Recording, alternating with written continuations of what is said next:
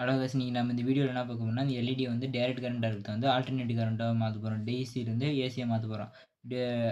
Direct கரண்ட்னா மைனஸ்னா மைனஸ்ட்டு, ப்ளஸ்னா ப்ளஸ்ஸில், மைனஸ்னா minus, ப்ளஸ்னா plus இப்போ கொடுத்ததுனால எரியுது. அதே நம்ம மாற்றி ப்ளஸ்ஸில் வந்து மைனஸும், மைனஸ் வந்து ப்ளஸ்ஸையும் கொடுத்தீங்கன்னா இப்போ எரியாது. இதுக்கு நம்ம இந்த இதை வந்து நம்ம எப்படி மாற்ற போகிறோம்னா, அந்த டயோடு ஏற்கனவே சால்டர் பண்ணி வச்சுருக்க லைட்டையும் டயோடையும் இது பண்ணி வச்சுக்கிறோம். இதில் வந்து இந்த கோடு இல்லாத இருக்கிறது வந்து கேத்தோடு நெகட்டிவ், இது கோடு இருக்கிறது வந்து ஆனோடு பாசிட்டிவ். இதில் வந்து இந்த இருக்கிற சர்க்யூட்டில் வந்து நம்ம இதே மாதிரி இது பண்ணிக்கணும்னா இந்த லைட்டை எரி வைக்கலாம்.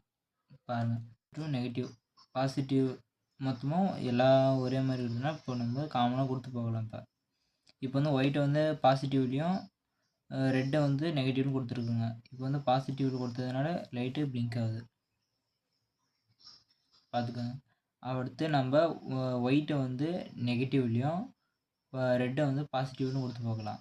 பாசிட்டிவில் ரெட்டு, நெகட்டிவில் ஒயிட்டு.